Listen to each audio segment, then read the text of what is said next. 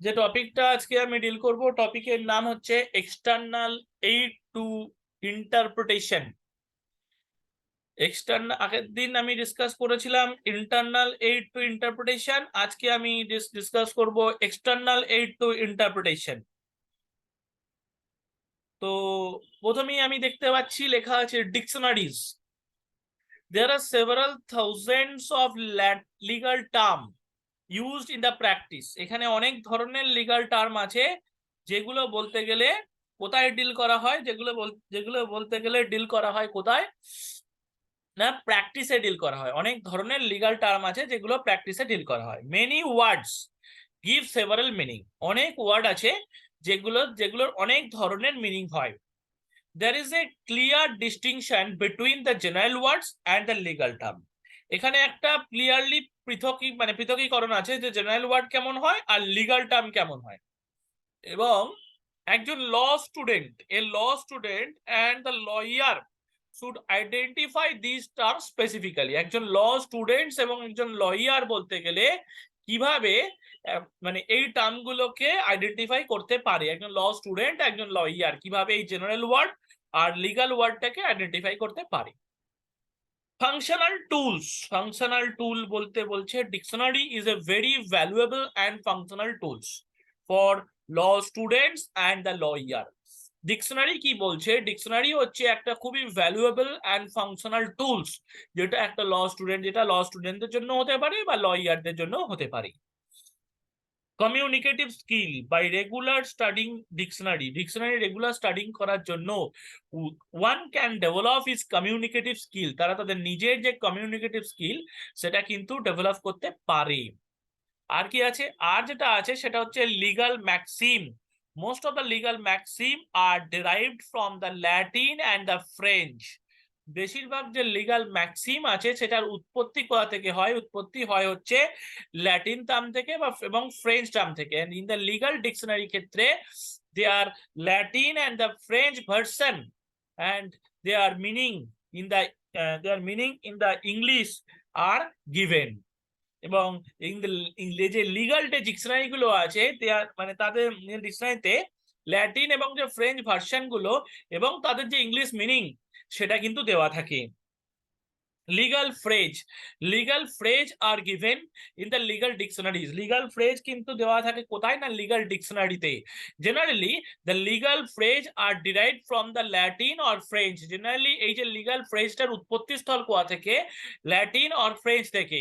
Haynes they are shown in italic word. তারা কিভাবে এগুলো এই যে লিগাল ফ্রেজ কিভাবে লেখা হয় না, ইটালিক ওয়ার্ডে লেখা হয়। এবার যেটা বলছে reference to act, section, case laws etcetera. In certain legal dictionaries, কিছু লিগাল ডিকশনারি আছে যেখানে references to act, section, case laws are given. যেখানে কিছু অ্যাক্ট আছে, কিছু সেকশন আছে, কিছু কেস ল আছে যেগুলো দেওয়া আছে। লিগাল ডিকশনারি কিছু লিগাল ডিকশনারি আছে যেখানে কিছু অ্যাক্ট, কিছু সেকশন, কিছু কেস ল দেওয়া থাকে। এবার আছে কনক্লুশনের ক্ষেত্রে যেটা বলছে dictionaries are one of the external aid to the interpretation. ডিকশনারিটা কি? ডিকশনারি হচ্ছে এক্সটার্নাল এইড এর মধ্যে পড়ে। অ্যান্ড হাউএভার, যাই হোক, there is one difficulty in accepting dictionary meaning.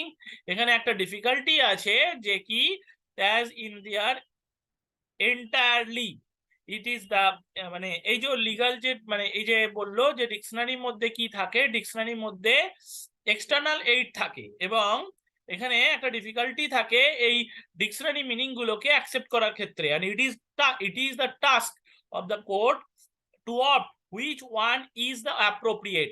এটা কোর্টের ডিউটি বা বলতে পারো কোর্টের এটা টাস্ক যে অ্যাপ্রোপ্রিয়েট কোন টার্মটা হবে সেটাকে বেছে নেওয়া।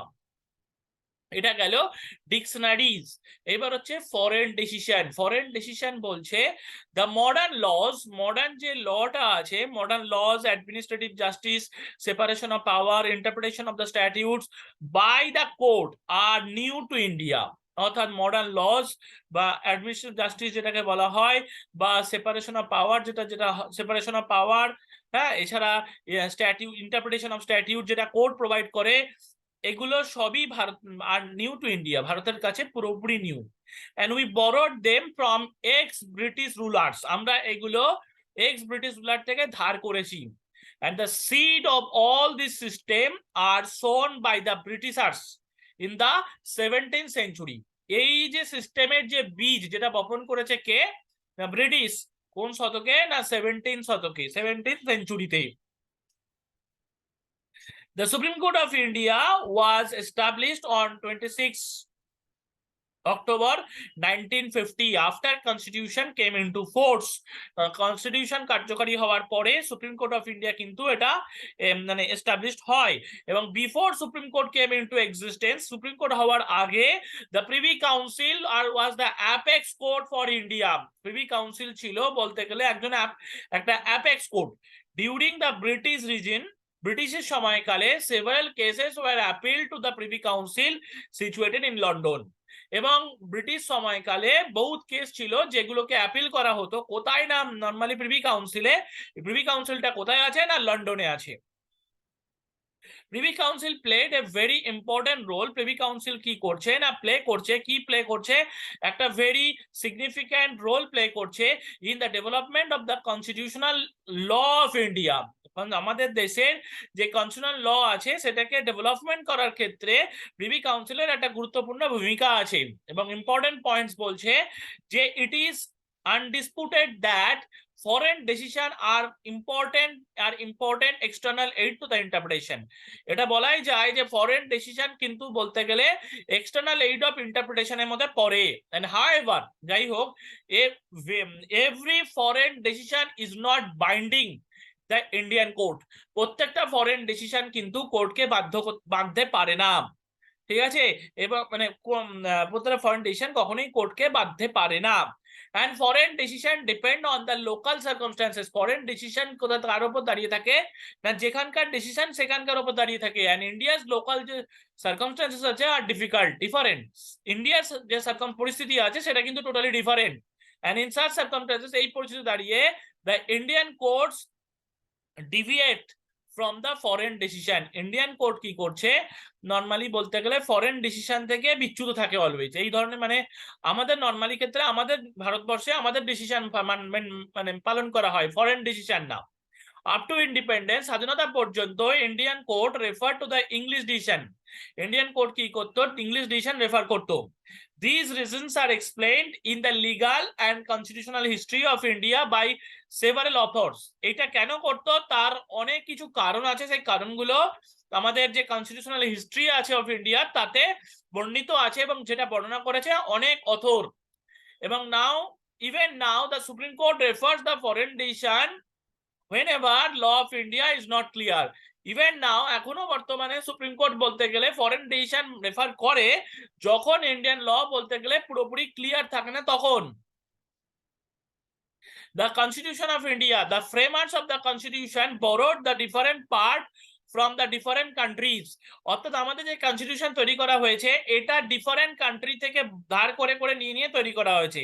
প্রিএম্বল নেওয়া হয়েছে ইউএনও থেকে, ফান্ডামেন্টাল রাইট নেওয়া হয়েছে আমেরিকান কনস্টিটিউশন থেকে। The supreme court and the high court of India have taken considerable inspiration from the decision of the American court. যে সুপ্রিম কোর্ট বা হাই কোর্ট এরা কার দ্বারা থেকে ইন্সপায়ারেশন হয়, না আমেরিকান কোর্ট থেকে ইন্সপায়ার হয় while interpreting the fundamental right, while interpreting the Indian constitution. যখন মৌলিক অধিকারটাকে বা আমাদের কনস্টিটিউশনটাকে যখন ব্যাখ্যা করতে হয় সেই সময় বলতে গেলে আমেরিকান যে ডিসিশন মানে কোর্টের যে ডিসিশন আছে সেখান থেকে তারা ইন্সপায়ার হয় সুপ্রিম কোর্ট আর হাই কোর্ট। এই গেল ফরেন ডিসিশন। এইবার হচ্ছে যেটা পার্লামেন্টারি হিস্ট্রি বা historical fact and surrounding circumstances. Law Commission recommend for the construction of certain statutes. Law commission কি করছে, না রিকমেন্ড করেছে, কি রিকমেন্ড করেছে যে for the construction of the certain statute to remove certain mischief in the society. আমাদের যে ল commission হয়, ঠিক আছে, আমাদের ল কমিশন, সেই ল কমিশন কি করছে, না তাদের কাজ কি স্ট্যাটিউট তৈরি করা, মানে অ্যাক্ট তৈরি করা। কেন, না সোসাইটিতে যে ধরনের মিসচিফ আছে সেই মিসচিফ গুলোকে রিমুভ করার জন্য। The ruling party promises, ruling party কি করছে, না প্রমিস করেছে কাদেরকে, না পিপল দে প্রমিস করেছে, ঠিক আছে। রুলিং পার্টি প্রমিস করছে কাদেরকে, না পিপল দে জনগণকে প্রমিস করছে। the bill is discussed in the parliament, বিলটা যখন আসে তখন পার্লামেন্টে ডিসকাস করা হয় and the state legislature discuss করা হয় as the case may be. If the majority accept the bill, যদি মেজরিটি সেটা অ্যাকসেপ্ট করে নেয় বিলটাকে, it forms into an act, তারপর ওটা অ্যাক্টে কনভার্ট হয়ে যায়. These stages are also called parliamentary history. এই স্টেজটাকে কি বলা হয়? Parliamentary history or history of legislation বলা হয়. It explain the surrounding circumstances. এটা এক্সপ্লেইন করে কি না আশপাশের পরিস্থিতিটাকে এক্সপ্লেইন করে, এবং parliamentary history is the external aid to the interpretation. Parliamentary history কি না নরমালি বলতে গেলে এক্সটার্নাল এইডের মধ্যে, এক্সটার্নাল এইড অফ ইন্টারপ্রিটেশনের মধ্যে পড়ে. Practice in England, traditional view বলছে ইন দ্য বিগিনিং ইয়ারাস, মানে প্রথম দিকে দশকে in great Britain parliamentary history was not considered as an external aid two interpretation. অর্থাৎ আগেকার দিনে গ্রেট ব্রিটেনে বলতে গেলে পার্লামেন্টারি হিস্ট্রিটাকে কখনোই এক্সটার্নাল এইড হিসাবে কনসিডার করা হতো না. And parliamentary history was totally excluded in England. Parliamentary historyটাকে মানে ইংল্যান্ড থেকে বাদ দিয়ে দেওয়া হয়েছিল. এবার মডার্ন টাইমের ক্ষেত্রে যদি বলি, in UK তে modern trends concludes that the parliamentary history being taken into consideration while interpreting the concerned statute. Modern টাইমে পার্লামেন্টারি হিস্ট্রিটাকে নেওয়া হয়েছে কি জন্য না যে কোনো রকমের স্ট্যাটিউটকে ব্যাখ্যা করার ক্ষেত্রে. এটা গেল ইউকের পার্ট. এইবার আসছে আমেরিকার part. Practice in America, there were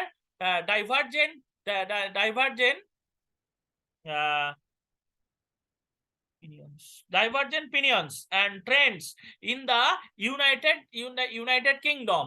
However, in the USA, এই যে আমেরিকান যে কথাটা বলছে, United states of America, since the beginning of modern times has been adopted. The American code adopted the practice of interpreting of the statute considering the parliamentary history of the statutes. American code কিন্তু এটাকে এই parliamentary হিস্ট্রিটাই কিন্তু statute ব্যাখ্যা করার ক্ষেত্রে ব্যবহার করার জন্যই গ্রহণ করেছিল. Execution of parliamentary history was very much relaxed there. এটা গেল পার্লামেন্টারি হিস্ট্রি কোথাকার না ইউএস এর. এইবার আসছে ইন্ডিয়ান প্র্যাকটিসে যদি বলি, ডিউরিং দ্য ব্রিটিশ পিরিয়ড, আমাদের ভারতীয় সময়ে the privy council was supreme. আমাদের ভারতীয় সময় প্রিভি কাউন্সিল কি ছিল? প্রিভি কাউন্সিল ছিল supreme appellate court for India. Privy council ছিল আমাদের supreme appellate court in India, মানে হাইয়েস্ট অ্যাপিল করার জায়গা. And also for other British region Dominion. The Privy Council followed the rigid traditional view of British practice. Privy Council কিন্তু British প্র্যাকটিসের যে মানে আগেকার দিনের যে ভিউ ছিল সেটা কিন্তু ফলো করতো. The provision of the statute are clear, statute provision clear থাকতো, and they should always be interpreted on its own merit. তারা অলওয়েজ মানে কি বলবো, they always be interpreted on its own merit. যে কোনো জিনিসের মেরিটের ওপর বেস করে একটা জিনিসকে ব্যাখ্যা করা হতো. In such circumstances, এই পরিস্থিতি দাঁড়িয়ে the court need not look towards parliamentary history. একটা পরিস্থিতি দাঁড়িয়ে কোর্ট কিন্তু নরমালি পার্লামেন্টারি হিস্ট্রিটাকে দেখতো না. However, in certain circumstances, এই পরিস্থিতি দাঁড়িয়ে the remedy provided the statute is not clear understood by the term used in that statute, then the court may consider the external aid of the interpretation to know the real intention of the legislature. অর্থাৎ কিছু পরিস্থিতি ছিল যেই সময় বলতে গেলে statute পড়লে মানে অ্যাক্ট পড়লে ক্লিয়ার বোঝা যেত না যে কি বলতে চাইছে, তখন কোর্ট সেই ওই জিনিসটাকে বোঝবার জন্য মানে লেজিসলেচারের ইন্টেনশনটাকে বোঝবার জন্য এক্সটার্নাল এইডটাকে ব্যবহার করত. Social, political and economic development and scientific invention.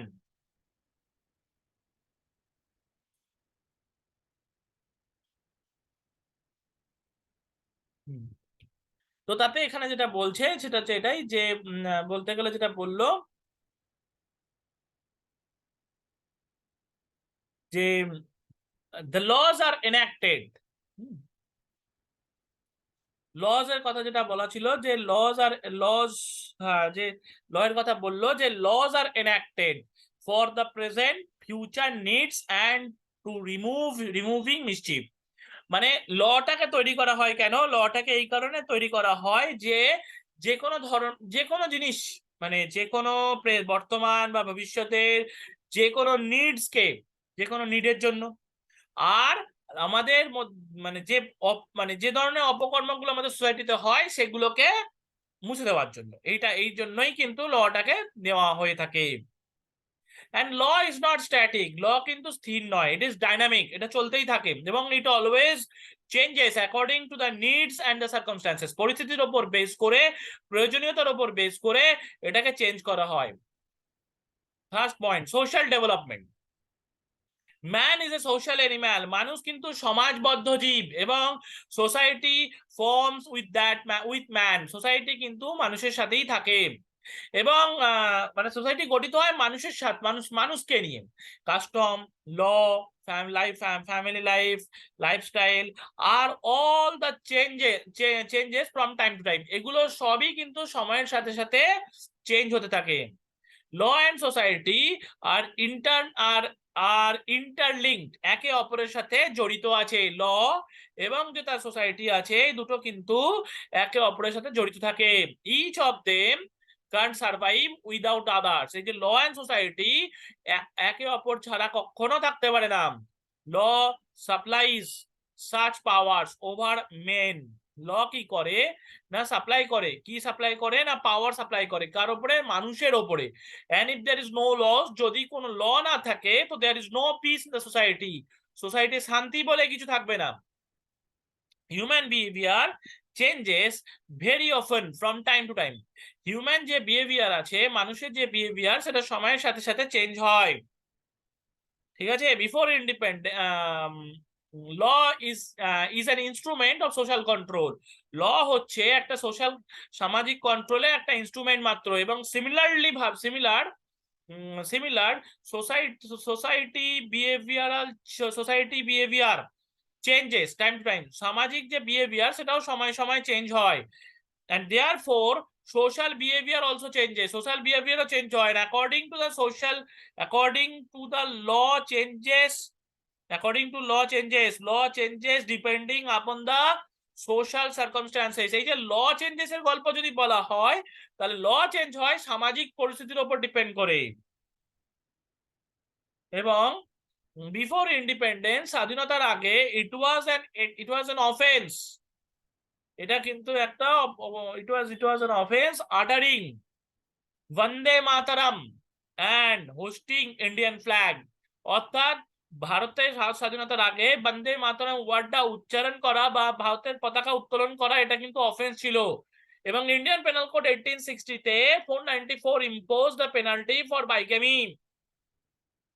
494 টা ইম্পোজ করা হয়েছিল কি জন্য? না বাইগামির জন্য, বাইগামি পানিশমেন্টের জন্য।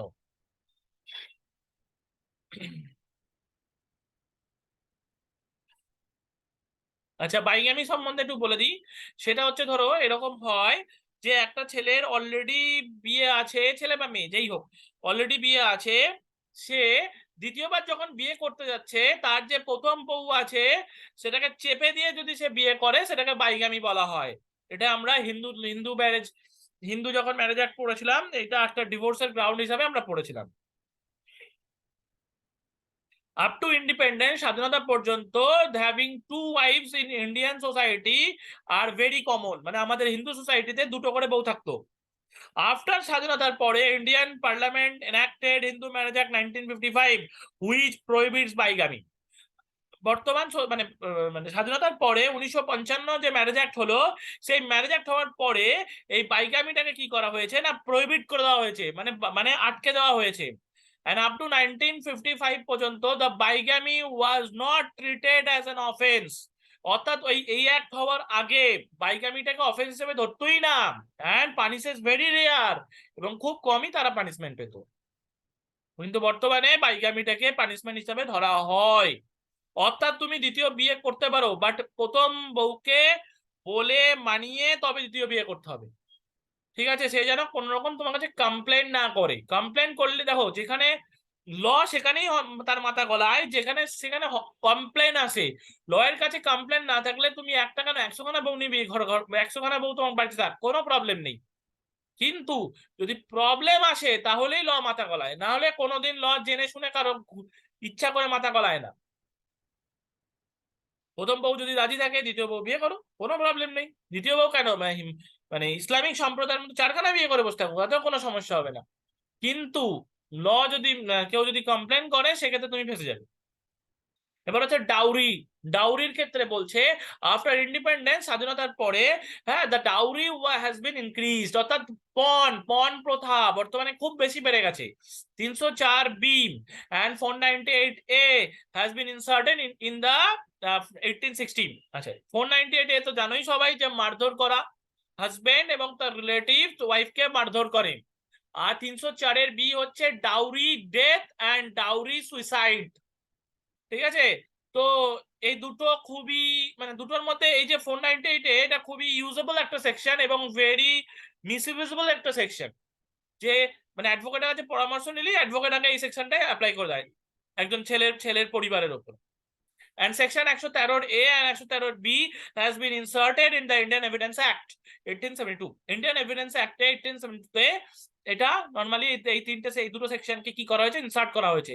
The object of these sections and Dowry Prohibition Act are remove dowry from the society. এই যে ডাউরি প্রহিবিশন অ্যাক্ট যেটা করা হয়েছে 1961 এ তৈরি হয়েছে, এটার মেন মোটিভ হচ্ছে সোসাইটি থেকে ডাউরি জিনিসটাকে হাটিয়ে দিতে হবে। The court interpret these sections and act with social background।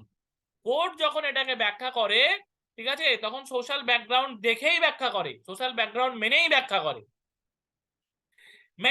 মেনটেনেন্সের ক্ষেত্রে যদি আমি বলি তাহলে section 125 of CRPC Code of Criminal Procedure, এটা তো তোমরা পড়েইছো।